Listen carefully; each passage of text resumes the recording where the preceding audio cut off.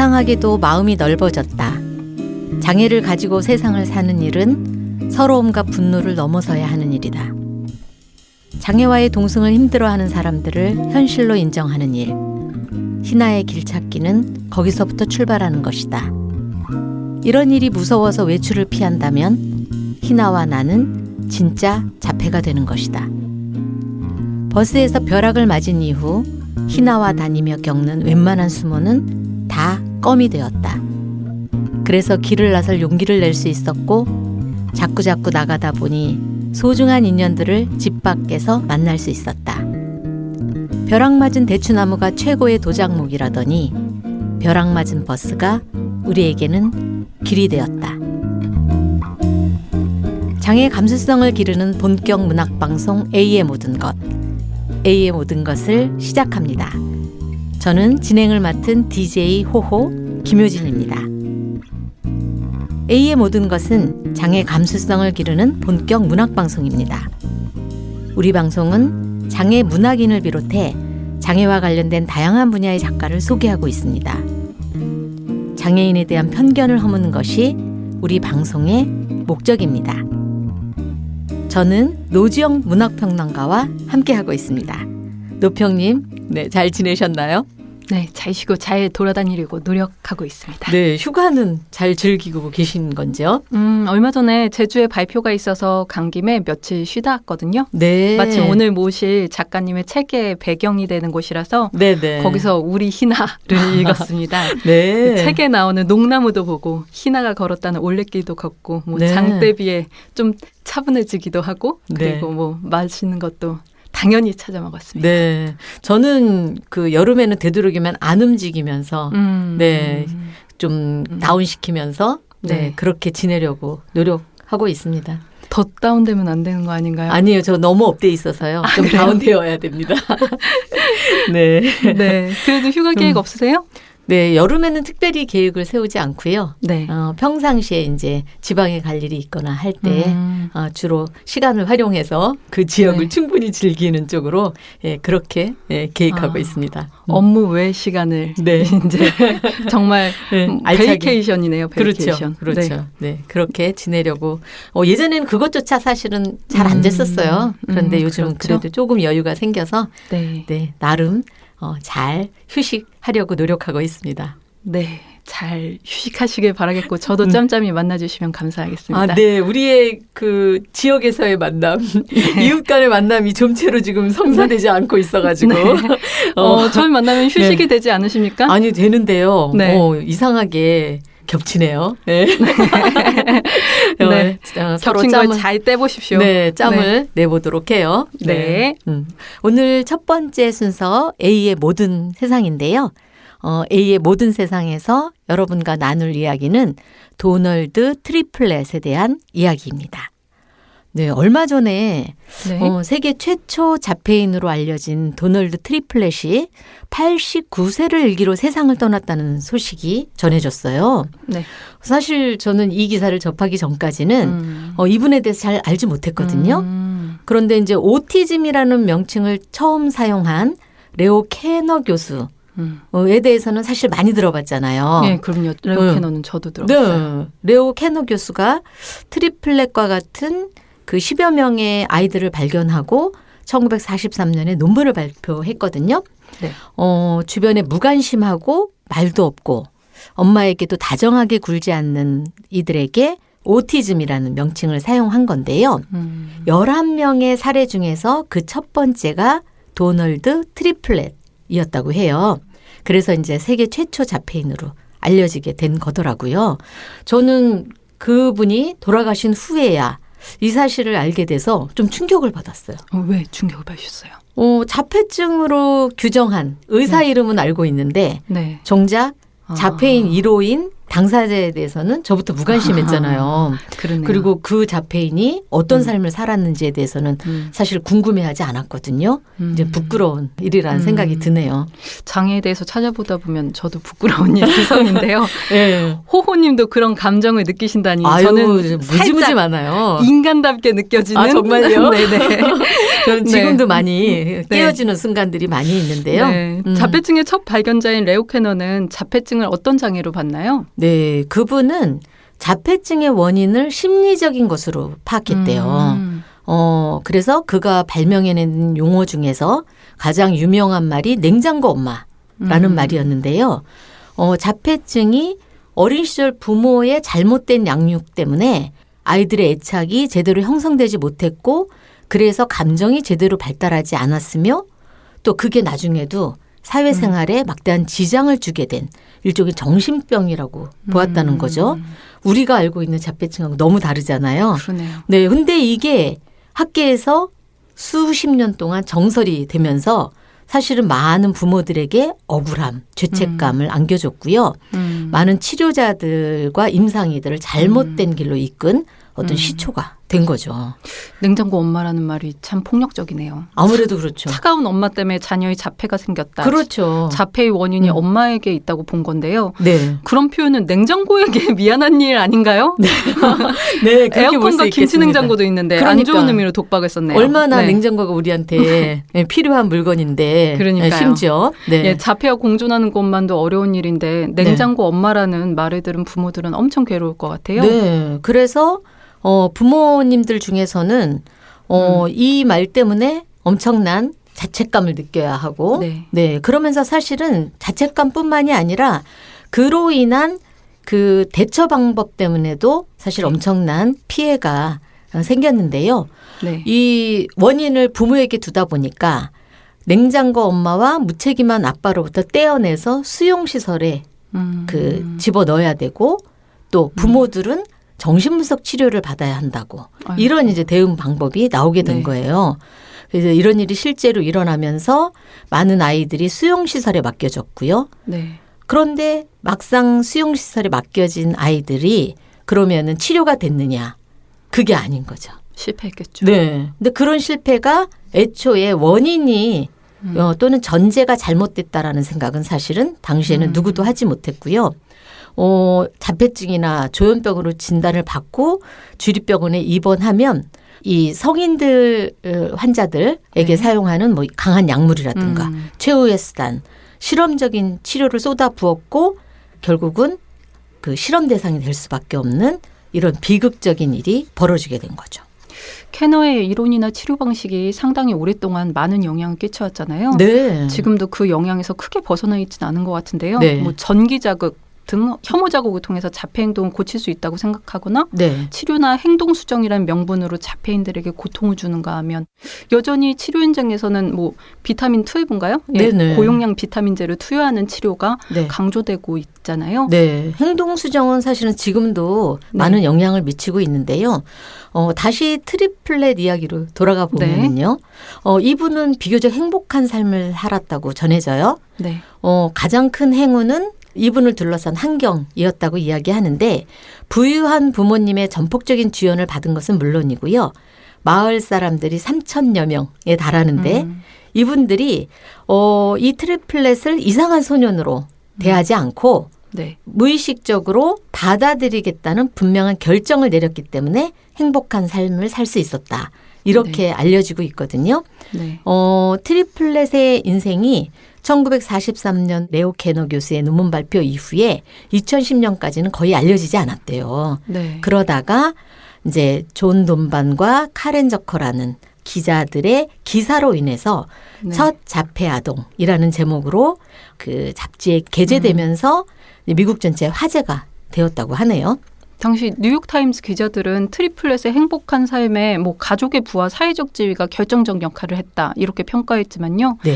실제로는 무엇보다 선생님 말씀처럼 마을의 포레스 주민들이 트리플렛의 행복한 삶에 결정적인 역할을 한 것 같아요. 네. 네, 기자가 트리플렛을 취재하는 동안 마을 사람들이 직접 나서서 3차례에 걸쳐서 경고를 했다고 하네요. 네, 당신들이 하는 일이 도널드 트리플렛에게 상처를 준다면 어디에서 당신을 찾을 수 있는지 알고 있다. 뭐 그런 내용이었죠. 있었죠. 네. 네, 마을 전체가 기자들을 혼쭐낼 수 있는 돌봄의 주체였고 트리플렛을 마을의 완전한 구성원으로 여겼다는 얘긴데요. 그렇죠. 네, 그래서 그런지 도널드 트리플렛의 일대기를 전하는 뉴욕타임즈 기사 어디에도 잡혀있는 도널드가 타인을 위협하거나 상해를 가할 수도 있다고 예단하는 내용이 없어요. 네. 단지 기자들은 반복 행동 그리고 지나친 집착 행동이 희귀했다라고 표현했을 뿐입니다. 네. 그렇게 장애를 배타시하거나 이상한 사람 취급하지 않고 네. 포용하는 태도에서 그 사회의 품격이 느껴지지 않으셔요? 그럼요. 제가 네. 선생님에게 항상 느끼는 거죠. 아유, 무슨 말씀을요. 오늘은 네. 도널드 트리플렛 이야기를 통해서 장애를 대하는 사회의 품격에 대해서 함께 이야기해 보았습니다. 네. 오늘의 특별한 손님을 모실 순서인데요. 특별한 손님을 모시기 전에 잠시 안내를 드리겠습니다. A의 모든 것은 이음 온라인 콘텐츠 중 하나예요. 이음 온라인은 문화체육관광부와 한국장애인문화예술원이 운영하는 장애예술 전문 지식 플랫폼입니다. 이음 온라인은 장애 유무와 관계없이 누구나 더 나은 문화예술 정보와 콘텐츠를 이용할 수 있게 공연, 전시, 축제 등 문화예술 소식과 다양한 형식의 예술 관련 콘텐츠를 수어 해설, 음성 해설 등 여러 접근성 정보를 포함해 제공하고 있습니다. 장애 예술의 현재가 궁금하다면 포털 사이트에 이음 온라인을 검색해 보세요. A의 모든 것 시즌4 두 번째 특별한 손님은 오한숙희 작가입니다. 안녕하세요, 작가님. 네, 안녕하세요. 초대해 주셔서 감사해요. 네, 저희가 A의 모든 것에 모시게 돼서 너무 반갑습니다. 네, 먼저 A의 모든 것을 보거나 듣는 모든 분께 인사 부탁드릴게요. 네, 안녕하세요. B도 아니고 C도 아니고 A의 모든 것이라 그러니까 굉장히 설레네요. 이 장애와 관련된 이야기들을 사람들은 뭐 슬프거나 우울하거나 고통으로만 생각하는데 사실 여기에 원튼 원하지 않든 속하고 나면 정말 멋진 신세계가 펼쳐지거든요. 이건 또 다른 차원이에요.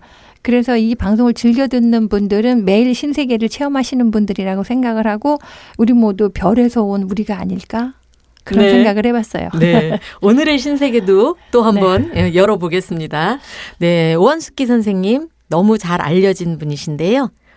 자기소개를 직접 부탁드려볼게요. 네. 저는 잘 알려진 게 그냥 시대 때문에 그랬던 것 같아요. 제가 이제 31살에 KBS 텔레비전의 생방송 여성이라는 여성 시사 토크쇼의 진행자 단독 MC를 하게 됐어요. 네. 그러니까 저는 학교 방송반도 안 해봤는데 그 70분짜리 공중파를 방송 경험이 전무한 31세의 젊은 여자가 그것도 사회의 고정관념 이런 것들에 도전하는 그런 걸 한다는 것이 어떻게 이럴 수가. 지금 생각해도 제가 어떻게 내가 그때. 네. 근데 그 시대가 그랬던 것 같아요. 네, 뭔가 네. 젠더 감수성이 필요하던 그런 시대에 그런 프로그램을 시작하면서 이제 방송인으로 활동하고 여성운동가, 여성활동가로 계속 살아왔어요. 네. 그래서 뭐 여성과 관련된 가족 뭐 이런 쪽으로 책도 10여 권 냈고 그중에 3권 정도가 베스트셀러가 됐고 방송인으로 활동하고 그리고 전국에서 한 3,000번 정도 강의를 했던 것 같아요. 네. 그러다가 이제 딸아이가 자폐 스펙트럼이 있다는 걸 알고 또 중증. 그래서 9년 전에 제주도로 내려가서요. 아이가 이제 고등학교 졸업하고 난 다음에 네. 제주도로 내려가서 살면서 오늘도 아침 6시에 출발해서 서울에 왔어요. 네. 지금 목소리 들으신 분들은 그분 다 이렇게 네. 떠올리실 텐데 너무 진짜 오랜만에 뵙게 돼서 저도요. 오랜만에 서울 나들이에요. 반갑습니다. 네. 예. 네. 비디오가 제공이 안 되는 게 아쉬워요. 그렇죠. 네. 참고로 저희 A의 모든 것에서는 이름 대신 닉네임으로 서로를 부르고 있거든요. 네, 그래서 호호님, 노평님. 네, 이미 공부를 하고 네. 오셨군요. 네. 네. 그러니까요. 불리고 싶은 닉네임이 있으실까요? 저는 제 이름이 이제 수키잖아요. 네네. 근데 그걸 풀어서 수키. 그러니까 네. 손숫자에다가 열쇠하는 키. 네네. 그래서 한자어하고 영어를 이렇게 섞어서 수키. 네. 신조어처럼. 네, 그렇죠. 손에 열쇠를 쥐고 있는 사람이에요. 네. 제가 네. 강서구라는 지역에 살고 있는데요. 저희 지역에도 굉장히 많은 분의 존경을 받는 수키님이 있으십니다. 아, 그래요? 네, 명상도 하시고요. 네. 그 다음에 비폭력 대화 를 전파하시고 하는 분이 계셔서 제가 좋아하는 분이거든요. 그분하고 너무 비슷한 이미지셔요. 아, 그래요? 네네. 저는 사실 스키님과 특별한 인연이 있거든요. 제 첫 번째 단행본 오늘도 난 외출한다에 추천사를 써주셨어요. 네. 네. 기억하셔요? 네, 기억해요. 네, 장차현 실이 그림을 그려줬잖아요. 네, 네. 그리고 그 이후에 장차현 실과 몇 번 만나뵐 기회가 있었는데요. 네, 오늘 또 장애 문학을 주제로 스키님을 이 그러게요. 팟캐스트에서 우리가 참 만나게 돼서 정말 감회가 남다르네요. 인연이 깊네요. 네. 만날 사람은 어디선가 꼭 만나는 것 같아요. 그러니까요. 잘 살아야 할 것 같다는 생각이 다시 한번 드는데요. 잘 살았기 때문에 여기서 또 만난 거 아닐까요? 네. 오늘은 스키님의 올해 6월에 출간된 우리 희나라는 책을 중심으로 이야기를 나눠보려고 합니다. 아주 따끈따끈한 책이고요. 이 책에는 내 안에 다정함을 깨우다라는 부제가 달려 있는데요. 책에는 스키님이 딸 희나를 통해서 나를 발견하고 내 안에 다정함을 깨우는 참 다정함은 저하고 좀 먼 것 같아서 정말 공부를 많이 해야 되는 분야라고 여겨지는데요. 그 다정함을 깨우는 30년의 여정이 담겨 있고요. 이 책을 집필하기까지 10년이 걸리셨다고 들었어요. 네, 아이가 성장하는 과정 동안이었어요. 그러니까요. 네. 그래서 작가님에게 있어서 이번 책을 묶은 의미가 무엇일지 특별히 궁금합니다. 제 인생을 한번 정리한 것 같아요. 그러니까 아이가 장애가 있다는 걸 알고 그때 굉장히 놀랐죠. 이걸 어떻게 해야 되나. 근데 그때는 정말 어떻게 해야 될지를 모르겠더라고요. 네네. 뭐 결혼이나 뭐 이런 것들은 준비가 좀 있잖아요. 네네. 그리고 이제 롤 모델들도 있고 그런데 장애 쪽은 그런 게 없는 거예요. 그리고 이게 굉장히 저주에 가까운 그 선고를 받잖아요. 네네. 얘는 평생 이렇게 산다. 네네. 성장하지 못한다. 그리고 부모가 죽을 때까지 책임져야 되고 죽은 다음까지 준비해야 된다. 이렇게 얘기를 하니까 굉장히 힘들었어요. 이제 그럼에도 불구하고 얘랑 살아야 되니까 뭐 좌충우돌한 거죠. 이렇게 저렇게. 그러면서 제 나름대로 얘를 어떻게 해야 될까를 가지고 막 혼란과 이렇게 복잡한 이것도 해보고 저것도 해보고 그런 극한 체험까지 하고 책에 이제 나와 있지만 그 엄마 고시원 죽을 뻔한 엄마 고시원이라는 극한 체험까지 하고 나서야 이제 이건 아니구나 하고 돌아설 수 유턴해 온 거죠. 그러면서 이제 아이를 다시 보게 된 거예요. 아이를 다른 눈으로 다시 봤는데 그게 이제 다시 보는 눈이 다정한 눈이었던 것 같아요. 그전에는 걱정과 공포. 네, 공포와 그다음에 뭔가 해야 된다라고 하는 길이 없지만 길을 내야 된다. 그러니까 뭔가 해야 된다. 이런 당위성. 그렇죠. 그게 이제 아이한테는 초점이 없는 거예요. 내가 엄마로서 뭐를 해야 되나. 이런 것만 더 초점이 가 있었던 거죠. 그래서 아이는 아이의 눈으로 아이의 입장에서 생각해 보지 못했어요. 그러다가 이제 죽을 뻔한 엄마 고시원을 거쳐 나와서 아이의 입장에서 아이의 눈으로 보게 된 거죠. 그러면서 제가 새로운 걸 발견하게 된 거예요. 아이한테서. 아까 제가 신세계 얘기했잖아요. 다른 차원의 뭐가 있는 거였어요.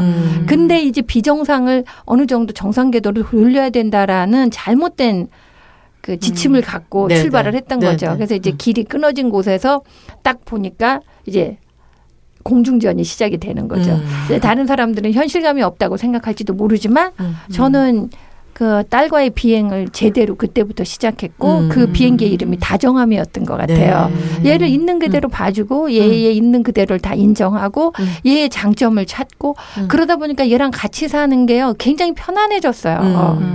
이렇게 내가 엄마라는 죄책감, 책임감 이런 것만 벗고 얘랑 그냥 더불어서 같이 하루하루를 지내면 되는 건데 왜 그걸 못했을까? 물론 얘가 장애가 있다는 걸 처음 알았을 때도 그렇게 살면 돼라고 생각은 했지만 아이가 학교를 들어가면서부터는 이게 경쟁 사회로 돌입하는 거잖아요. 그러니까 똑같은 기준이 적용되니까. 그렇죠. 아이하고 단둘이만 지낼 수 있는 게 아니고 아이가 또 집 안에서만 지낼 수 있는 게 아니다 보니까 그래서 제가 이제 이 책을 내면서 10년이라고 하는 세월은 제가 제주에 내려가서 살았던 세월이기도 하고 아이를 다른 눈으로 보면서 애가 20살에서 30살이 되는 그 10년이기도 한가요. 얘도 제도권 교육에서 성인식 이후 벗어나서 네. 성년으로 자기 삶을 이렇게 해가는 과정이었던 것 같아요. 그래서 아이한테도 그렇고 저한테도 그렇고 이 책의 의미는 우리의 인생을 한번 새로운 파라다임으로 전환시켜서 네. 살아본 실험기. 네. 그러면서 많은 장애를 가진 엄마들 지금도 이 방송을 듣고 있을지 모르지만 뭐 7살, 15살 이렇게 되면 엄마들이 지금 뭐 난리거든요. 그렇죠. 다. 네. 그걸 사람들이 불나방의 시대라 그래요. 자기 몸에 타 죽는 거 생각 안 하고 그냥 네. 불로 직지나. 예. 네. 그런 시기를 사는 엄마들한테 하나의 모델을 제시하는 거죠. 모델이 뭐 바람직해서 모델이 아니라 이런 삶도 있다. 그렇죠. 네. 아이를 데리고 방향을 돌려도 된다. 얘가 30살이 되면 우리는 어떻게 될까? 네, 네. 그런 생각 안 하고 살아요. 네, 다들 맞아요.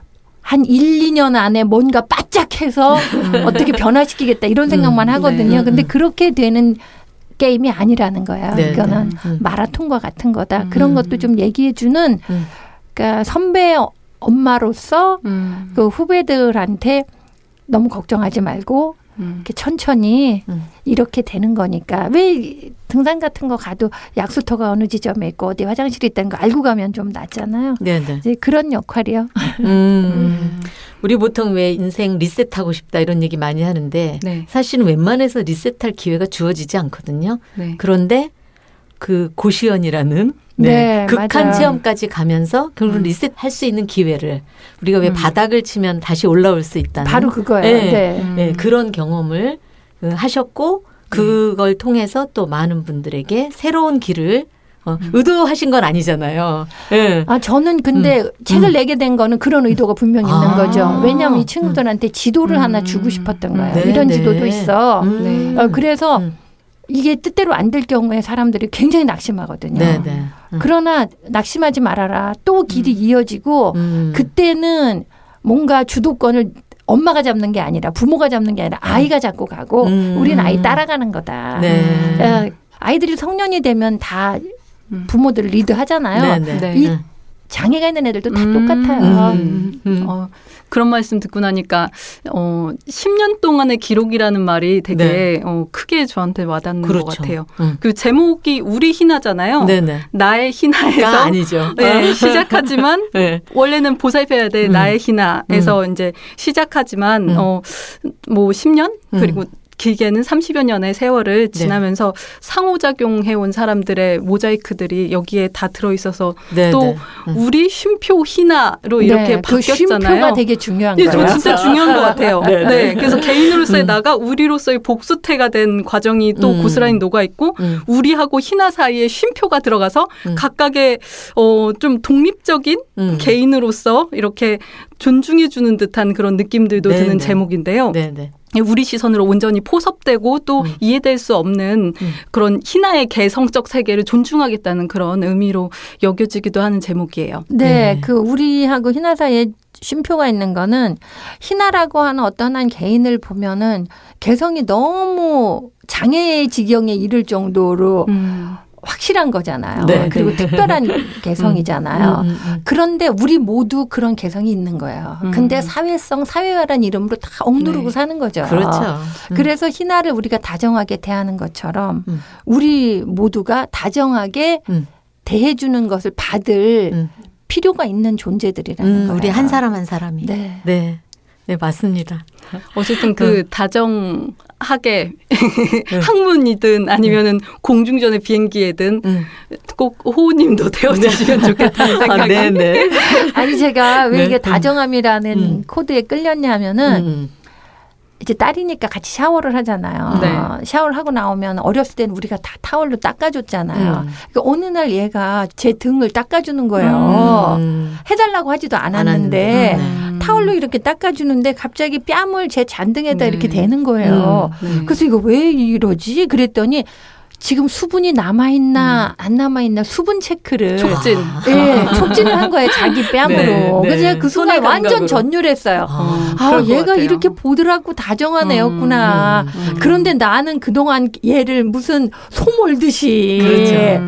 뭐 경주마 달리게 하듯이 막 그렇죠. 어서 가 빨리 가 이리야 이렇게 했었구나라고 생각을 하니까 너무 미안하기도 하고 부끄럽기도 하고 고맙기도 하고 그 발견이 신선하기도 하고 그래서 네. 정말 뒤에서는 물기를 닦아주는데 눈에서는 물기가 흐르더라고요. 근데 얘가 설거지를 할 때도 그릇을 이렇게 닦은 다음에 마른 행주질을 한 다음에 꼭 그 그릇을 자기 뺨에 대는 거예요. 이거를 보통 뭐 치료사들이나 뭐 심리 정신과 이런 거 치료적으로 하시는 분들은 네. 이 촉감을 문제 즐기는 행동으로. 거다. 예, 촉감을 감각을 즐기는 거다. 그래서 비사회적 행동이다. 사실 얼굴에다 대면 청결하지 않다고 생각할 수 있잖아요. 그렇죠. 그렇게만 봤어요. 근데 얘는 수분이 남았나 안 남았나를 확인하기 위해서 나름의 과학적 검사를 그렇죠. 하는 거잖아요. 자기 몸으로 촉진을 한 거예요. 그래서 제가 우리 희나가 원시에서 온 애다. 예전에는 다 손으로 만져봐서 확인했을 거 아니에요. 네. 그래서 새로운 발견이었죠. 그러면서 이제 다정함 이렇게 보드랍고 다정한 애. 그러니까 이 세상의 경쟁과 속도전에 치이는 세상에서 얼마나 힘들었을까. 그런데 자기가 믿고 의지해야 될 엄마마저 가장 선두에서 몰아치는 무슨 조교 시범 같이 네. 그런 걸 보이면서 따르라 이렇게 했었으니 네. 얘는 얼마나 힘들고 상처가 많았을까.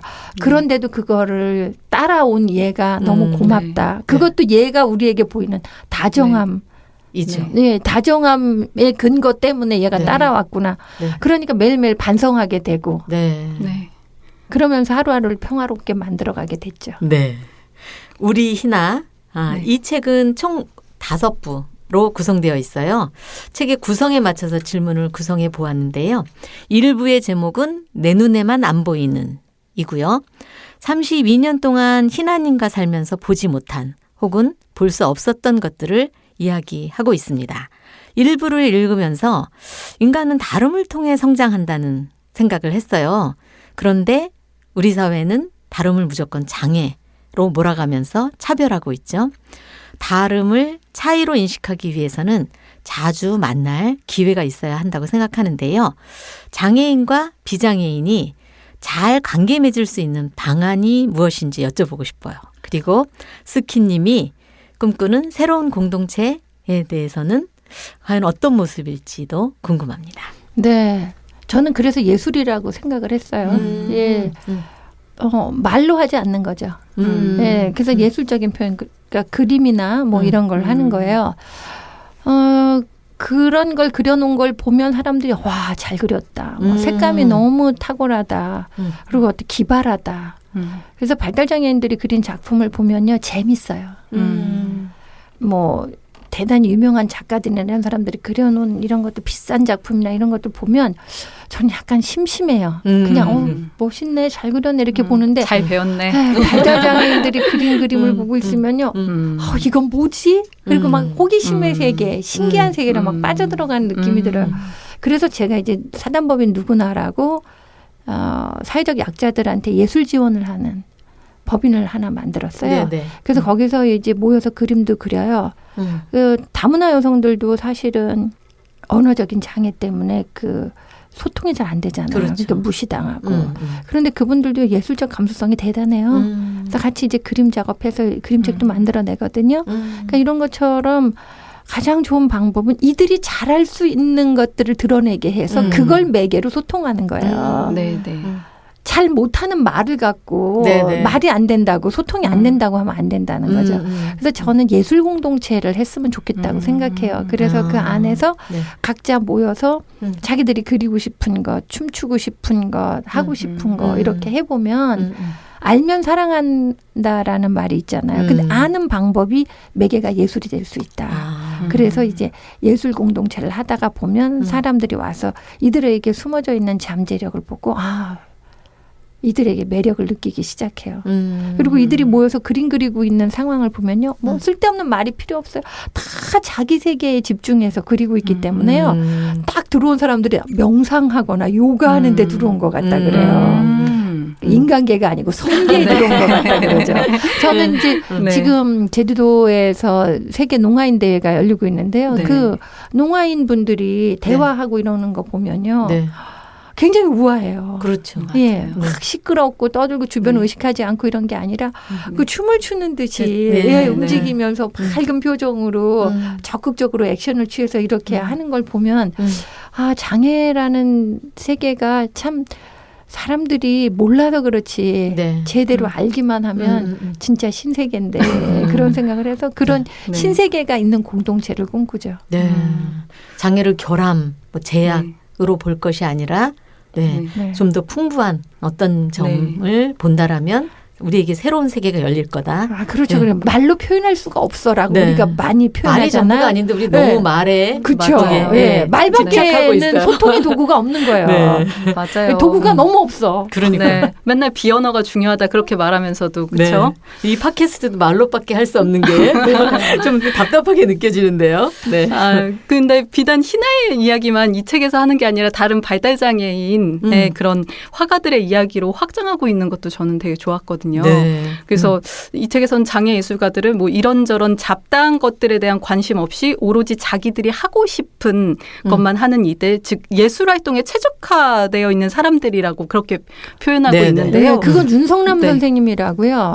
아주 세계적인 작가인 지금 80이 되신 우리나라 여성 작가님이 해주신 말씀이세요. 네, 우리가 평소에 예술가들의 기벽이나 괴짜스러움, 특이한 점들은 멋있다 그렇게 하면서도 장애를 가진 사람들의 다르고 희귀한 개성들은 괴상하게 여기고 있는 그대로 받아들이지 못할 때가 많잖아요. 그래서 자폐인들을 자기 세계와 표현 방식을 가진 예술가로서 바라본다면 공존이라는 게 진짜 얼마나 특별한 신세계로서의 경험이 될 것인가 너무 공감이 잘 되는 것 같아요. 저희가 전업 작가들하고 이제 1:1 멘토링을 해서 작업을 하잖아요. 그럼 전업 작가들이 놀래요.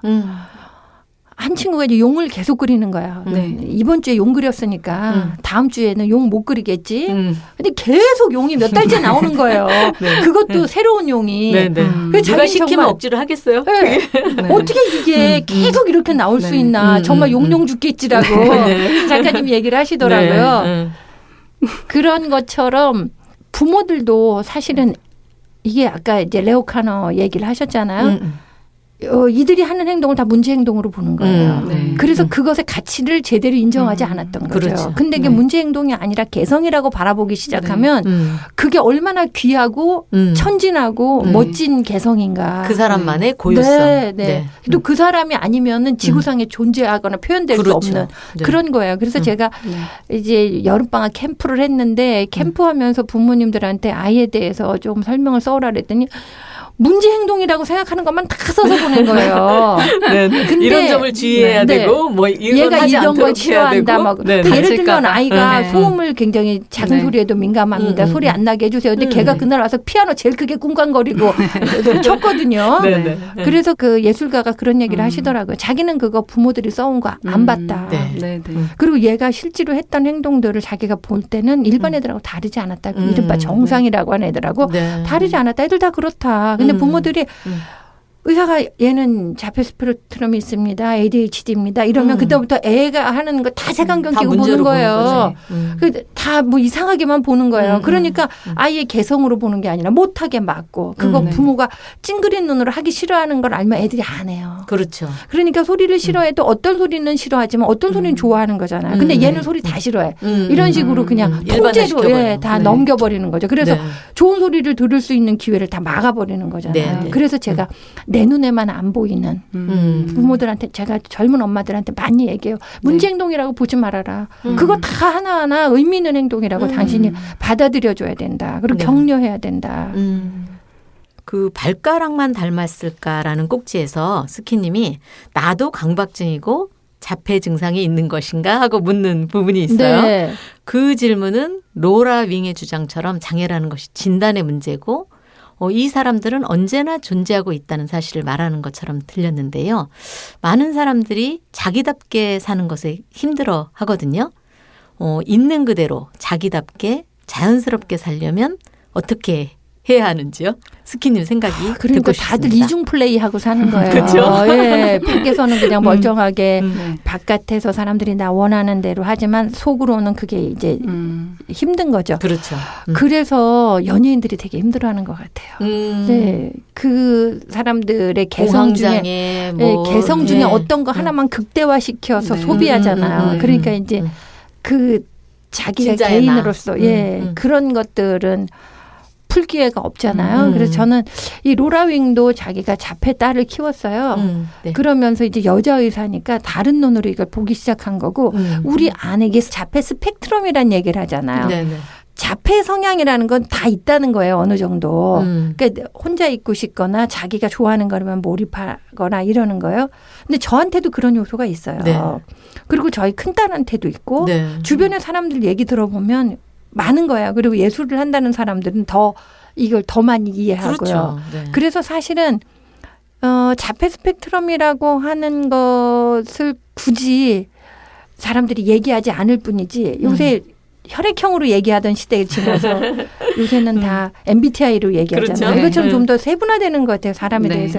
저는 언젠가는 사람들이 나도 그 자폐 스펙트럼으로 보면 급이 어느 쪽에 좀 처져 있어. 나는 자폐 성향은 몇 등급이야. 이게 내성적이라고 얘기하는 것 네, 같죠. 네. 그럴 날이 저는 온다고 생각해요. 네. 그렇다면은 저희 아이는 뭐 자폐 스펙트럼 장애 중에서 중증이니까 장애라고 불리울 정도로 네. 극단화되어 있는 거지만 언젠가는 우리가 이걸 인간의 뇌를 이해하는 하나의 일반적인 척도로 쓸 수 있을 거라고 생각을 해요. 네. 2부 제목은 냉장고 엄마는 없다인데요. 레오 캐논은 자폐의 원인을 어머니에게서 찾았어요. 어머니가 냉장고처럼 차가워서 그렇게 됐다고 주장했는데요. 이 말은 양육자들에게 엄청난 죄책감을 지금도 느끼게. 그게 그러니까요. 우리나라 레오카나가 잘못됐다라고 미국이나 외국에서는 상당히 그런 부분들이 많이 이제 고쳐졌어요. 그렇죠. 예. 네. 네. 그런데 우리나라에서 그 의사들이 거기 미국 가서 교육 받고 와서 그 교수나 이런 분들이 옛날 책만 보는 건가요? 아직도 여기서 이렇게 네. 생각하고 우리나라는 아직도 그 네. 모성 이런 거에 대해서 네, 네. 강조가 많잖아요. 네, 네. 네. 그러니까 안 그래도 엄마들이 죄책감이 많아요. 그래서 제가 원래 이 책 제목을 태교는 완벽했어요라고 정하고 싶었어요. 네. 저 네. 좋은데. 네. 그럼 이제 태교책으로만 분류가 된 것 같아서 맞아. 임신, 출산 네. 이런 쪽에 태교는 분류. 완벽했어요라고 항변하고 싶었던 거예요. 왜냐하면 엄마들 스스로가 아이가 조금만 잘못돼도 다 내 탓이 아닌가라고 생각하잖아요. 맞벌이 엄마들은 애가 성적만 조금 떨어져도 맞아요. 그럼요. 내가 뭔가 네, 잘못해서 자책하고. 그런 거 셀프 자책을 그렇잖아도 많이 하는데 사회적으로 그걸 계속 몰아간다는 것이 아이한테도 좋지 않아요. 왜냐하면 엄마한테 소금 뿌려가지고 엄마가 정말 파김치 되고 다 절여지면 아이는 누가 돌볼 거예요. 네.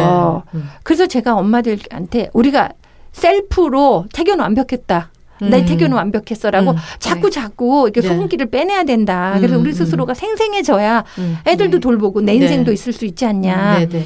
그래서 저는 이제 의사나 이런 분들한테 꼭 그 얘기를 하고 싶어요. 레오 카너의 의견에 다른 의견을 낸 게 로라 윙이라는 여자 네. 의사잖아요. 저는 네. 여자 의사 선생님들 또는 이런 감성을 가진 그 정신과 의사 선생님도 좀 많이 나와야 된다고 생각해요. 네. 맞아요. 목소리를 네. 더 크게 내고 그다음에 그런 목소리에 많은 장애를 갖고 있는 자녀의 부모들이 좀 영향을 받아야 되는데 어떤 이론이 그 사회가 가지고 있는 어떤 문화와 맞물리면서 이상한 쪽으로 또 가는 그게 우리나라 좀 현상이 아닌가 싶어요. 그래서 이게 우리나라가 학문적으로 결코 뒤지지 않는데 실제 일상에서 보면 여전히 구태의연한 이런 현상. 특히 맞아요. 장애 쪽은 더 낙후되는 그러니까 많은 이유가 사람들이 네. 저 엄마가 아기 가졌을 때 뭐 잘못 먹었나 애를 초기에 뭘 잘못했나 이런 시선으로 바라보는 거 네. 우리가 장애 감수성을 가지고 더불어 살려면 뭘 해야 될까? 전 첫 번째 그 엄마들을 의심하지 말아라. 그러니까요.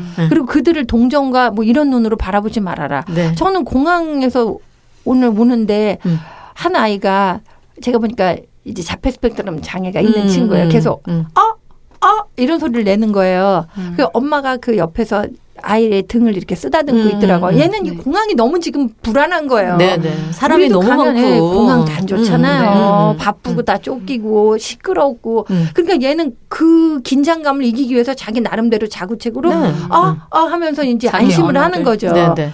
그러니까 뭐 음료수를 먹거나 핸드폰을 보거나 이러는 것도 다 지루함과 불안감을 이기기 그럼요. 위한 건데 네. 어느 거는 사회적인 행동으로 보고 어떤 것부터는 반사회적인 행동으로 봐서 이제 배관시하거나 제재해야 되고. 네. 못마땅한 눈으로 쳐다보고 그러잖아요. 아, 저 친구도 힘들어서 저렇게 풀고 있구나. 그렇게 생각해 주면 되는 거예요. 그렇죠. 그래서 우리들의 블루스에서도 네. 우리가 장애는 어떻게 돼야 될지 아무 데서도 가르쳐주지 않았는데 어떡하냐. 그럼요. 우리 잘못이냐라고 김우빈이 네, 얘기를 네, 하잖아요. 네, 네. 그것처럼 저는 사람들이 그들을 바라볼 때 어떤 눈으로 바라봐야 되나. 아, 쟤도 힘들어서 저러는구나. 그리고 따뜻한 시선으로 다정한 시선을 한번 주면 가라앉아요. 네. 왜냐하면 다정함을 한번 받으면 불안함이 가라앉잖아요. 그럼요. 네. 역시 다정함으로. 회기. 네. 네. 기결이 근데 되는데. 정말 자기가 하고 싶은 얘기들을 그렇게 하려고 하다가 어떤 이론, 냉장고 이론 같은 정설을 그렇게 네. 받아들이게 되면은 그냥 그게 정설이라고 믿고 네. 함부로 인용하는 사람들이 되게 많은 것 같아요. 네. 그래서 장애학 분야에서도 이론적인 투쟁이 정말 많이 필요할 것 같고 장애를 다양성으로 이해하기 위해서는 좀 말도 안 되는 궤변이나 권위에 의한 오류들을 묵살시킬 수 있는 그런 네. 단단한 논리적 사례들이 필요할 거라는 생각이 드는데요. 네. 그런 면에서 좀 이 책이 하나의 친근한 돌봄 사례를 통해서 장애학, 여성학, 예술론을 이론적으로도 엮어내는 역할을 하고 있지 않나 하는 생각도 듭니다. 네, 제가 살아왔던 게 그게서 아마 다 버무려졌을 거예요. 그래서 저는 특히 이 책을 쓰면서 가장 염두에 뒀던 것들이 장애가 있다는 애들, 장애라고 사회에서 낙인 찍은 아이들을 키우는 엄마들한테 힘을 주고 싶었어요. 의사 얘기나 치료사 얘기 듣지 말아라. 지금 당신은 한 인간, 한 우주를 현장으로 가졌다. 네. 그럼 이 현장은 나만이 알 수 있는 거고 내가 지금 계속 오래 해왔잖아요. 네. 제가 희나랑 30년, 희나라는 장애든 뭐든 어떤 현장을 30년 동안 갖고 있는 거잖아요. 네. 그러면 저는 이 분야에 있어서는 제가 권위자다. 네. 희나에 대해서는 내가 최고 권위자다. 그렇죠. 희나에 대해서 사람들이 병원에서 잠깐 보고 진단지 몇 페이지 해보고 무슨 실험 뭐 몇 개 해보고 우리 애는 가서 무슨 자기가 자기 손으로 그렇다 아니다를 체크할 수 있지도 않아요. 그런데 뭘 보고 IQ 테스트를 하며 무얼 보고 적성과 그 병증의 정도를 알고 하겠어요. 네. 얘는 내가 제일 잘한다. 내가 얘에 대해서는 최고 권위자고 얘와 나의 앞길에 대해서는 우리 둘이 개척해 가기 나름이다. 라는 어떤 면에서는 그 외부에서 주어지는 그런 압력들을 좀 이겨낼 수 있는 면역이 있어야 된다. 네, 네, 네. 예. 그래서 그런 면역을 당신은 충분히 가지고 있고 그 면역력을 발휘해도 애 잘못되지 않는다. 네. 자신감을 가지라는 얘기를 해주고 싶었어요. 네. 그 근데 현장은 그거를 당신만이 안다. 힘주어 말씀하시지 않고 네. 잔잔하게 풀어주셔서 네, 어렵지 더, 않게. 네. 네. 그 읽는 분들이 스스로 깨우칠 수 있는 네. 네, 그런 그 여유가 느껴져서 그리고 너무 제 좋고요. 주변에요. 요새 젊은 엄마들은요. 확실히 현명해요. 네, 제가 30년 전에 저하고 다르게요. 네. 엄마들끼리 커뮤니티 만들어가지고 거기서 엄마들이 서로 선후배 네. 역할하고 나도 그랬는데 이렇게 해서 서로 멘토링 해주고요. 네. 그래서 저는 정말 사회가 세상이 많이 바뀌었다는 생각을 하고 네. 예, 희망적이에요. 네. 먼저 걸어간 선배들이 있기 때문이죠. 아, 네. 그럼요. 네.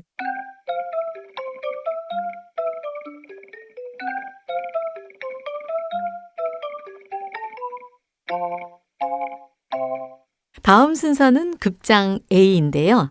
극장 A는 책 속의 문장을 작가의 목소리로 경험하는 시간입니다. 오한수키 작가의 목소리로 우리 희나 속 문장을 감상하겠습니다. 빛의 속도를 가진 달팽이. 템플 그랜딘. 내가 희나를 이해하는데 특히 희나가 언어를 매개로 한 소통을 잘 하려들지 않는 이유를 짐작하는데 결정적인 힌트를 준 미국의 산업 디자이너이자 대학 교수이다. 그가 뭔가를 설계하기 시작할 때 머릿속에는 이미 완성된 모습이 사진처럼 떠오른다고 한다. 자신은 그 영상을 따라 제도판에 자를 대고 선을 긋기만 하는 것이라고 했다. 그랜딘이 자신의 삶과 내면 세계를 쓴 책 나는 그림으로 생각한다에서 그는 자신이 말을 몰랐던 게 아니라 다 알아듣고 이해함에도 불구하고 그에 대한 반응이나 생각을 말로 표현하는 게 답답하고 힘들었다고 했다. 그랜딘의 뇌는 생각이 드는 순간 완성체가 펼쳐지는 광속이다. 그러니 그 빛의 속도와 같은 화면 전환을 어떻게 혀가 따라잡아 말로 표현할 수 있을 것인가. 희나도 눈으로 스캔하는 능력이 대단하다. 찬장 어디에 뭐가 있는지 한 번 본 곳은 다 안다. 그러니 그지 뭐 주세요 보다 자기 손으로 집는 게 더 빠르다. 부엌의 구조들이 비슷하다 보니 남의 집에 가서도 찬장을 열어 토마토 케첩을 단번에 찾아내는 무례한 마술이 자주 일어난다. 7살인가 어느 날 보니 글씨를 다 알고 있었다. 교육이 되리라 생각하지 않을 때라 가르친 바 없었다. 단어와 문장의 의미를 알아서가 아니라 그것들을 이미지로 받아들여 쫙 흡수한 것이었다. 받아쓰기를 시키면 희나는 소리를 듣고 떠오르는 이미지를 손으로 옮겼다. 의미를 안 것은 그로부터 한참 후였던 것 같다. 희나에게 나는 엄마가 아니다. 엄마하고이다. 나를 부를 때 자기가 받아쓰기 했던 글 오늘 엄마하고 뭐 했다 에서 엄마의 이미지를 떠올려 발음하기 때문이다. 희나는 겉보기에는 말이 늦어도 보통 늦은 게 아닌 달팽이지만 뇌는 빛의 속도로 움직이고 입이 아닌 눈을 통해 세상을 한껏에 빨아들이는 광속인간일지 모른다. 네. 너무 좋습니다. 스키님의 낭독을 들으면서 속도에 대해서 다시금 생각하게 됐는데요. 이 부분을 골라 읽으신 이유가 있을까요? 사람들이 말을 못하는 이유가 뭘까? 저도 그게 굉장히 답답했어요. 근데 이제 그랜딘의 글을 읽으면서 아 그래 우리가 본 걸 막 설명하려고 그러면 더듬게 되잖아요. 네. 그러니까 뉴로트라이브라는 책에 보면은 신경 뇌 구조, 네. 신경 구조가 사람마다 다 다르다는 그렇죠. 거예요. 다양성. 네, 그래서 이게 시각적인 것에 이렇게 치중되어 있으면 언어적인 것을 덜 올 수 있겠죠. 네. 그래서 제가 이 애가 여러 가지 행동들이나 이런 것들을 보면서 그랜딘이 말했던 것처럼 이해는 하는데 말로 표현하는 게 어려웠구나. 그러면 얘는 눈으로 이걸 다 빨리빨리 흡수해갖고 시각적으로 하는 거구나. 네. 그래서 많은 부모들한테 당신의 아이가 가지고 있는 어떤 현상을 뭔가 문제 행동이고 부족하고 결핍이라고 이해하기 전에 왜 그럴까? 그 이면을 한번 캐 들어가 봐라. 네. 그러면 거기 다른 게 있다. 네. 장애가 아니라 다른 게 있다. 네. 이게 없는 게 아니라 저게 있다. 그 저거를 찾아내자. 그런 뜻에서 이 글을 썼어요. 네. 스키님 말씀드리면서 저희 아들이 생각났는데요. 저희 아들이 초등학교 때 말을 많이 더듬었어요. 그래서 주변에서 치료받아보라고 권한 사람들이 있었거든요.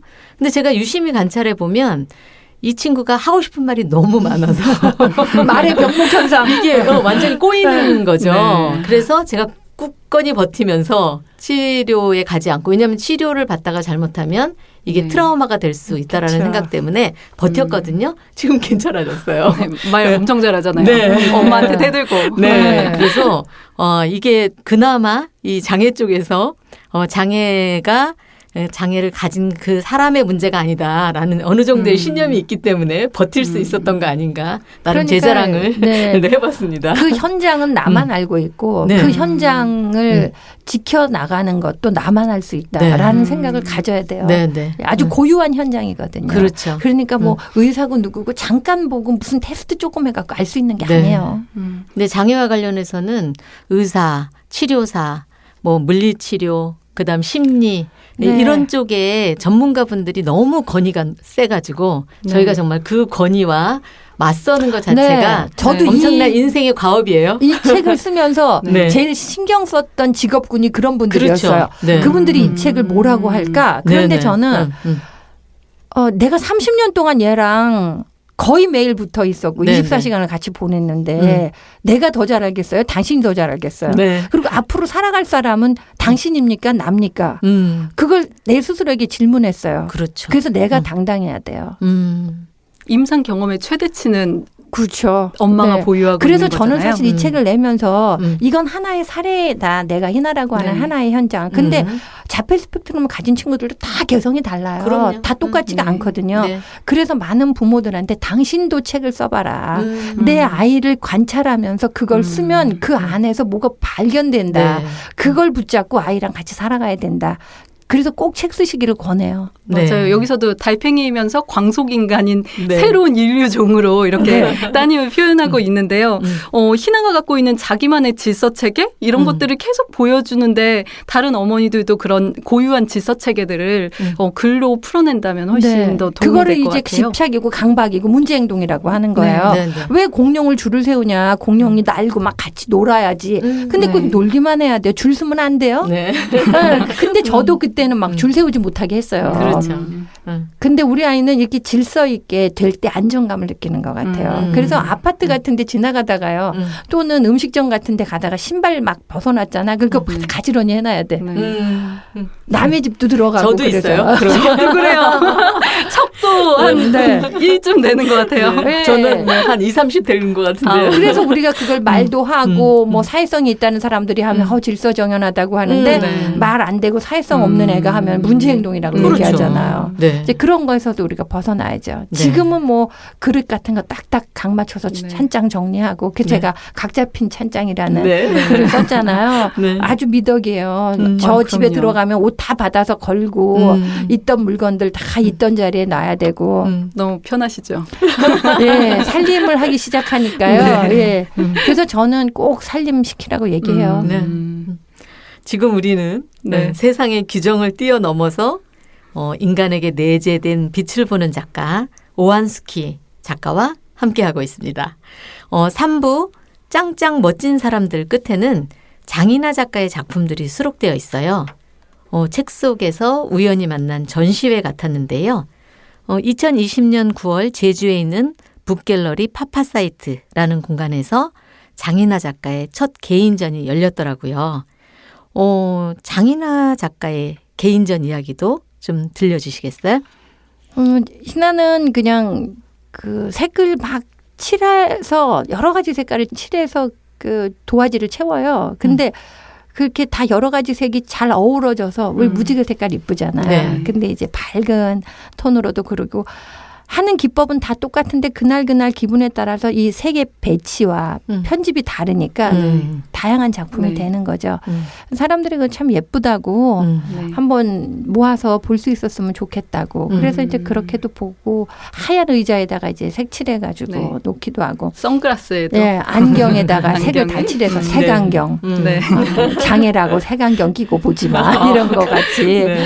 예, 네. 그런 것도 하고 작품할 때 오일 파스텔을 주로 쓰는데 그거 쓰고 나면 그거를 또 하얀 휴지에다가 이렇게 깨끗이 끝을 닦아요. 그래서 자기 손에 묻은 것도 닦고. 근데 네. 그 휴지가 너무 예쁜 거예요. 물이 들어가지고. 그래서 그것도 소복이 쌓아가지고 전시하고 그랬어요. 그래서 많은 분들이 오셔가지고 아 너무 따뜻하고. 근데 네. 제목이 다 무제예요. 왜냐하면 본인이 이거 제목이 뭐라고 말을 할 수 없기 때문에 네. 우리가 그걸 마음대로 정하면 월권이잖아요. 그렇죠. 네. 그래서 그냥 무제로. 그렇지만 작품 전체의 제목은 그냥 거울, 희나를 보여주는 거울이다. 여기 이 작품 하나하나가 희나를 나타낸다라는 뜻에서 거울 더 미러라는 이름으로 전시를 했죠. 네. 보신 분들의 반응이 어땠어요? 다들 재밌어했어요. 예. 그리고 희나가 벽화를 그렸거든요. 매일매일 일주일에 한 번씩 거기 가서 그 전시장의 한쪽 면에 그림을 그렸어요. 그리고 이제 그거는 전시 끝나면 지워지고 없어지는 거지만 네네. 거기에다가 이제 벽화를 했었는데 애들도 와서 그 벽화에다가 다 덧칠하라 그랬어요. 애들 다 와서. 근데 애들이 와서 다 칠하고 그러니까 너무 좋은 거예요. 전시장에 가면 구경만 하고 재미도 없었는데 여기 가서는 그 벽화에다 다 칠해가지고 협동전을 네, 만들고 네. 이러니까 좋더라고요. 공동창작? 네네. 그리고 많은 분들이 작품도 네. 사주시고 그래가지고 희나한테는 뭔가 이렇게 후원자, 응원자 예, 이런 네. 분들이 구성이 됐죠. 네네. 네. 사부 제목 재미진 실험과 자연스럽게 연결이 되는 것 네. 같은데요. 재미진 예술 프로젝트 이야기를 시작으로 장애와 예술에 대해서 그 이야기 하고 계신데요. 보통 우리가 장애인이 예술하면 치료의 수단으로 많이 생각하잖아요. 네. 그리고 돌봄을 연상하고 뭐 돌보는 과정에서 약간 예술을 활용하는 뭐 이런 정도로 생각을 하는데 이 돌봄이 아닌 예술을 통해서 세상과 소통하는 모습 그 자체가 바로 예술이 아닐까라는 생각이 들거든요. 네. 그래서 저도 예술 치료라는 말을 쓰지 않아요. 네. 안 썼으면 예. 좋겠어요. 네. 그 예술이라고 하는 것 안에 다 자기 치유의 기능이 있는 거잖아요. 그렇죠. 그걸 굳이 예술 네. 치료라고 해서 같은 말 반복이 예, 있죠. 장애인들이 네. 하는 거는 예술이 아니라 예술 치료가 되면 네. 이것도 저는 좀 부적절하다고 네, 생각이 네. 들어요. 네. 그래서 이제 전업 작가들하고 1대1로 매칭해서 작품을 하는데요. 이 작품을 하면서 저는 잘 그렸냐 못 그렸냐가 아니라 그 시간 동안에 자기가 하고 싶은 대로 했던 것. 네. 그게 전 작품이라고 생각하는 네. 거예요. 네. 그래서 전시 못해도 괜찮다. 그냥 자기 안에 있는 게 나오기만 하면 된다.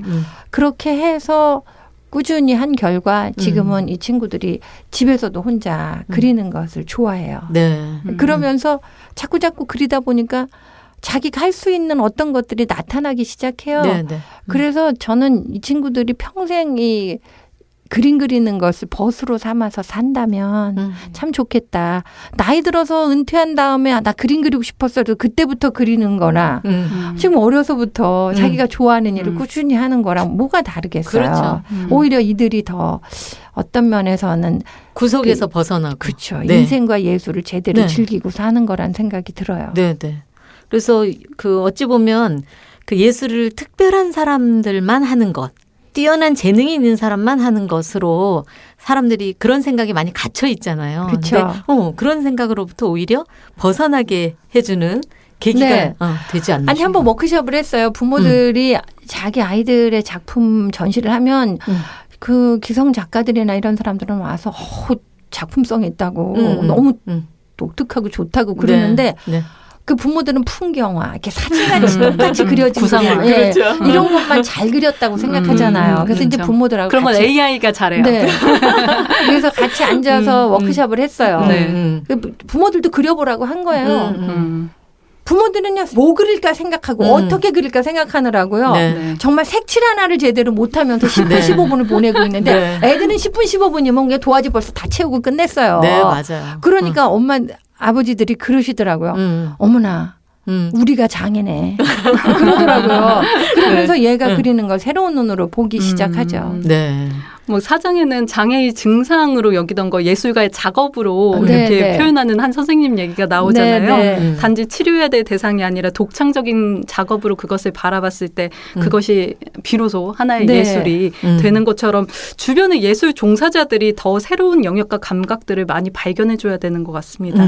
그렇죠. 네, 그래서 그런 곁에 존재들을 희나의 용병들이다. 네. 또 이런 표현들을 써주기도 한데요. 네. 어쩌면 이해할 수 없었던 낯선 감각들을 새로운 네. 맥락 속에서 이해해 나가는 게 예술사이기도 하잖아요. 네. 그래서 장애 예술은 주변의 예술가 용병들을 통해서 새롭게 발견되고 또 그렇게 기존의 예술사 안에서 포용되고 포괄되고 또 기존의 예술사를 포월, 그러니까 포괄하면서 초월하는 게 아닐까 뭐 이런 생각도 해봅니다. 역시 노평님이 평론가였어. 네.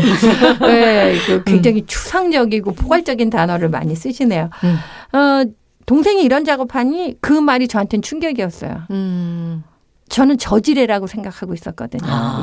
그런데 작업이라고 얘기하는 순간 똑같은 행동을 어떻게 이름 붙여주느냐에 따라서 그렇죠. 이 가치가 달라지는 거예요. 그래서 제가 그때 이제 예술이라고 하는 것에 눈을 뜬 거죠. 네. 그래서 많은 부모님들한테 제가 작품 대단하다고 내가 말하는 게 아니라 기성 작가들이 얘기하는 거다. 평론하시는 분들이 얘기하는 거다. 네. 그렇게 얘기를 하고 자꾸 자긍심을 가져야 된다 부모가. 그래서 자긍심 가진 눈으로 아이를 바라볼 때 아이의 자존감도 올라가는 거다. 당신 자신이 쟤는 왜 저런 걸 할까, 왜 저렇게 못할까, 이런 눈으로 보면 애가 벌써 안다. 네. 우리가 그 말로는 거짓말을 해도 표정이나 태도는 거짓말 못 하잖아요. 그렇죠. 근데 이 친구들은요 초기 발달해서 벌써 딱 알아요. 이 사람이 나를 지금 어떤 기분으로 다정하게 대하는지 아니면 겉만 다정하고 속은 냉장고인지 속은 경멸하고 있는지 이런 건 다 알아요. 네, 너무 빨리 알아요. 그래서 제가 거기 그 어느 아름다운 주간활동센터 예를 들었잖아요. 예, 거기서도 정말 존중하면 다정해질 수 있고 다정해지면 꽃이 펴요. 네. 예술가랑 어쨌든 많이 다정하게 만나야 되겠군요. 예술가만이 아니라 희나의 용병들은 다 네. 다정한 사람들이야. 희나에게 다정하게 대해주는 사람이야. 그래서 다 저한테 희나가 이제 살찌고 계속 그러니까 제가 이제 음료수 못 먹게 하잖아요. 그러면 이제 그분들이 야 너도 이제 20살 넘었으니까 엄마하고 사이다 전쟁 하지 말고 똑같이 하얀 물 먹자. 호주 한 잔. 병 색깔도 파르스름한 게 비슷해. 네. 자 이걸로 한 잔. 이렇게 하시는 분들도 있고. 그러면 제가 딱 그 순간에 갇혀있던 틀이 딱 열리는 거예요. 네. 아 그래 내가 얘를 또 이렇게 보고 있구나. 내가 저도 굉장히 많이 오염돼 있어요. 우리가 여성학을 한다고 하지만 남녀차별 문화 속에서 살았기 때문에 많이 오염돼 있잖아요. 그럼요. 자꾸 각성해야 되는 것처럼 장애의 문제도 그런 것 같아요. 네. 그래서 제가 이걸 받아들일 수 있었던 건 제가 여성학이라는 학문을 했기 때문에 그걸 여기다가 이제 적용했을 네, 때 네. 좀 다른 사람보다 쉽게 빨리 변화할 수 있었던 네. 거죠. 그 희나 씨 주변에 용병들이 많다고 하셨는데 네. 저는 거꾸로 희나 씨의 다정함이 그 용병들을 불러들였다고 생각해요. 맞아요. 네. 희나 씨에게 다정함이 없었다라면 네. 네, 다른 다정함을 일깨우지 못했을걸요. 아마. 촉진하는 다정함. 네. 네. 네. 그래서, 귀도 가서 슬쩍 만져주고 네. 친하면 가서 싹 팔짱 끼고 손도 잡고 그래서 네. 이제 올레길 같이 많이 걷잖아요. 네. 그 올레길 같이 걷는 분들이 나 오늘 희나랑 손잡았다 그러고 이제 크리놀레라 그래서 매월 네. 둘째 주 셋째 주 토요일에 네. 다 같이 모여서 이제 청소하면서 길을 걸어요. 희나는 그때 막 먹을 거 많이 주거든요. 그러니까 이제 제밥에 마음이 있어서 일단 가는 건데 거기 꾸준히 참석하다 보니까 친해지는 분들이 네. 있고 그 친해지는 분들이 희나가 이제는 예전에는 이랬는데 지금은 이래요. 이런 얘기도 해주시고 희나가 오늘 나 아는 척했어요. 나랑 팔짱 꼈어요. 그리고 막 이렇게 얘기해 주시고 그러니까 그 다정한 공동체 안에서 네. 아이가 안정감을 얻고 성장해요. 그래서 네. 저는 이 책 사시는 분들한테 제가 앞에 다정한 세상을 위하여라고 사인을 해드려요. 네. 그게 사람들이 다 서로서로 다정할 때 네. 상처 덜 받고 네. 사실은 우리 모두가 다정한 세상에서 살고 싶잖아요. 네. 우리들의 블루스 같네요. 네. 우리 오늘 녹음 마치고 네. 사인 저희에게도 우리들의 네. 다정함을 위하여 네, 부탁드리고요. 마지막 5부 제목은 이대로 좋아. 네. 인데요. 다른 부와는 다르게 수키님이 독자에게 건네는 일종의 솔루션들이 달려 있었어요. 5부를 읽으면서 수키님이 바라는 세상, 진정한 자신이 될 수 있는 세상이 어렴풋이 그려졌는데요. 이대로 좋다라고 말씀하셨지만 희나 엄마가 아닌 오한스키 예, 앞으로의 삶은 어떻게 펼쳐질지도 무척 궁금합니다. 그거는 저도 잘 모르겠어요. 네. 지금으로서는 그냥 희나하고 이렇게 제주에서 지금 이렇게 살아가고 있는데 앞으로 뭘 하겠다라는 생각보다는 지금처럼 하루하루 이게 얼마 만에 얻은 평안가, 네. 얼마나 어렵게 얻은 평안가. 네. 희나랑 같이 있는 것 자체가 희나가 어릴 때는 정말 불안한 일이었어요. 어떻게 내가 얘랑 단둘이 있지 그 시간을. 근데 네. 지금은 얘랑 같이 있는 시간이 제일 편하네요. 왜냐하면 얘는 아무것도 요구하지 않아요. 자기가 하고 싶은 핸드폰에서 뭘 찾아서 보고 자기가 하고 싶은 거 그냥 하고 그냥 셋대에 맞춰서 같이 밥만 먹으면 되는 거예요. 그러니까 앞으로 같이 살아가는 삶은 아마 희나가 리드하는 대로 따라서 네.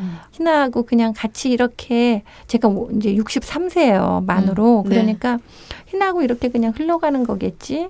그렇게 생각하고 있어요. 네. 그 전에는 막 뭐를 해야 되고 뭐가 어떻게 됐으면 좋겠고 이런 욕망과 이런 것 때문에 속도가 머릿속에서 막 말도 못하게 네. 쌩쌩 돌아가고 있었거든요. 근데 지금은 내가 이렇게 살아도 되나 싶을 정도로 네.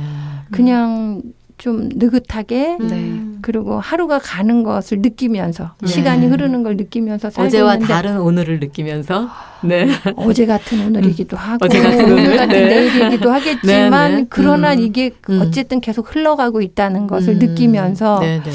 아이하고 살고 있는 건데요. 그러나 이제 가장 중요하게 생각하는 건 희나가 살아갈 세상을 위해서 예술 공동체의 건설이라고 하는 그런 화두는 제가 계속 갖고 네, 있죠.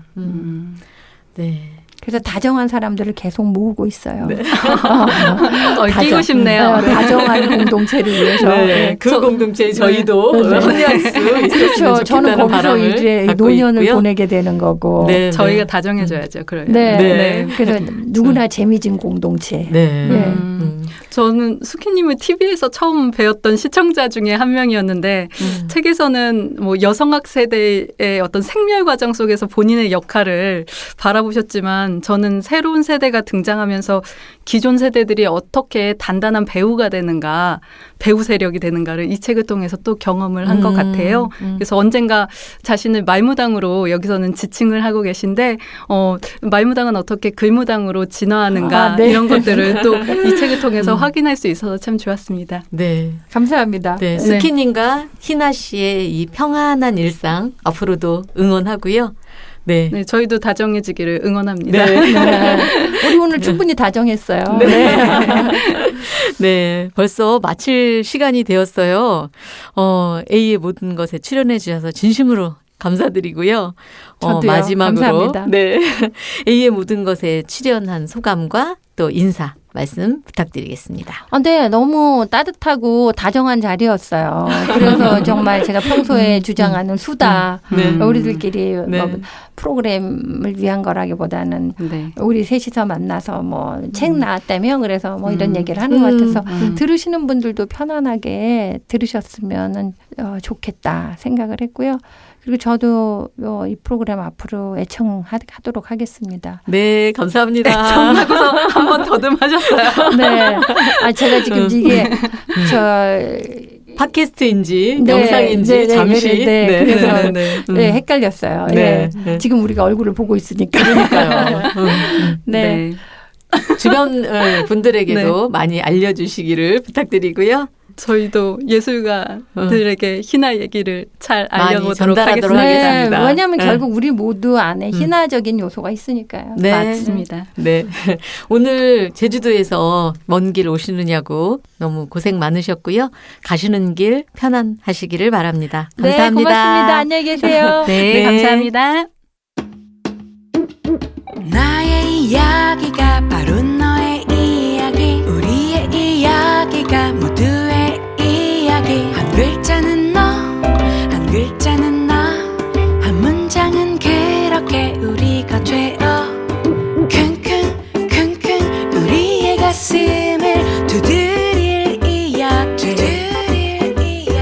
토닥토닥 모두의 마음을 어루만질 이야기 함께 들어볼래요?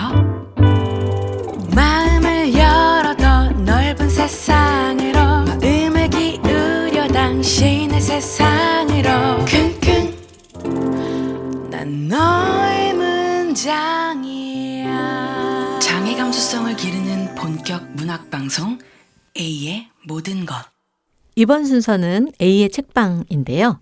A의 책방은 A의 모든 것 구성작가 최지인 시인이 책을 한 권 소개하는 코너입니다. 안녕하세요. A의 모든 것 구성작가 최지인입니다.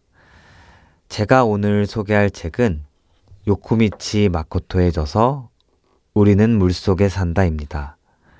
이 책의 저자 요코미치 마코토는 40살의 자폐 스펙트럼 장애와 주의력 결핍, 과잉 행동 장애를 진단받고 자기 탐구 작업을 시작합니다. 그는 조각나 있던 삶의 진실을 시와 소설, 그리고 논문 등의 다양한 형식을 통해 발굴합니다. 이 책은 사회가 정상과 비정상을 나누는 기준에 의문을 제기하며 신경 다양성을 살아간다는 것은 무엇인가 묻습니다. 저자는 말합니다. 사회 모델은 의학 모델과 대칭을 이루는 용어로 의학 모델이 장애의 발생 원인을 개인에게서 찾는 데 반해 사회 모델은 장애의 원인을 환경에서 찾는다. 예컨대 시각장애인이 충분한 사회적 지원을 받아 살아가는데 아무 어려움이 없다고 느끼는 환경이라면 그 사람은 눈이 보이지 않을 뿐인 정상인이 된다. 악기를 연주하지 못하는 사람이 있고 특정 음식을 먹지 못하는 사람이 있는 것처럼 제 힘으로 하늘을 날지 못해도 인간에게는 치명적 결격 사유가 되지 않는 것처럼 시각장애인도 눈이 보이지 않을 뿐이다. 요코미치 마코토는 자기를 발달장애인이라고 부르는 사회에 맞섭니다. 비장애인을 정형 발달인이라고 부르고 신경 다양성을 뇌의 다양성이라 부르며 우리는 모두 뇌의 다양성을 살고 있다고 말합니다. 그는 다중인격 장애라고 불리는 해리성 정체 장애를 겪고 있습니다. 그가 사는 지금의 세계를 그는 물속이라고 말합니다. 책의 제목이 우리는 물속에 산다인 이유입니다. 발달 장애로 살아가는 일에 감각적 탐구라는 부제처럼 그는 문학과 예술을 통해 나를 들여다보고 표현합니다. 그는 발달 장애를 다른 방식으로 바라봅니다. 발달 장애의 특성을 인격과 동일시하지 않아야 한다고 말하며 보이는 것에 질문을 던집니다. 나는 초등학교 때부터 고등학교 때까지 9년 동안 대부분의 학년에서 따돌림을 당했다. 여러 명에게 당한 일도 있고 어떤 한 사람에게 당한 적도 있다. 그 9년 동안 자살하지 않은 것은 내게 커다란 자부심이다. 많은 장애인이 사회적, 문화적으로 압박을 받습니다. 사회가 그들을 모르기 때문에 차별하고 모르기 때문에 그들은 배척당합니다. 저자는 신경 다양성의 개념이 널리 이해돼 사회의 지원이 늘어나야 한다고 주장합니다. 그는 말합니다. 나는 신경 다양성을 발달 장애인에게만 한정해서 생각하지 않는다. 정형 발달인도 모두 뇌의 다양성을 살고 있다고 본다. 모든 인류가 상호 교류하고 지구인의 문화를 풍요롭게 발전시켜 나간다면 근사한 세상이 되리라는 꿈을 꾼다. 발달 장애인의 특성은 그 자체로 장애가 되지 않습니다. 비장애인과 다른 발달 특성을 갖고 있을 뿐입니다. 비장애인의 속도로 만들어진 사회 환경과 마찰을 일으킴으로써 장애인이 돼 있을 뿐입니다. 편견 없는 사회를 만듦으로써 많은 이가 편견에서 해방될 수 있습니다.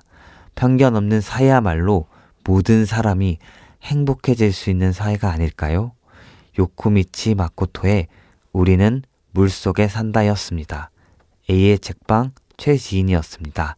감사합니다. 네. 자폐 스펙트럼 장애와 주의력 결핍, 과잉 행동 장애로 진단받은 요코미치 마코토의 다양한 뇌의 세계. 저도 흥미롭게 읽었는데요.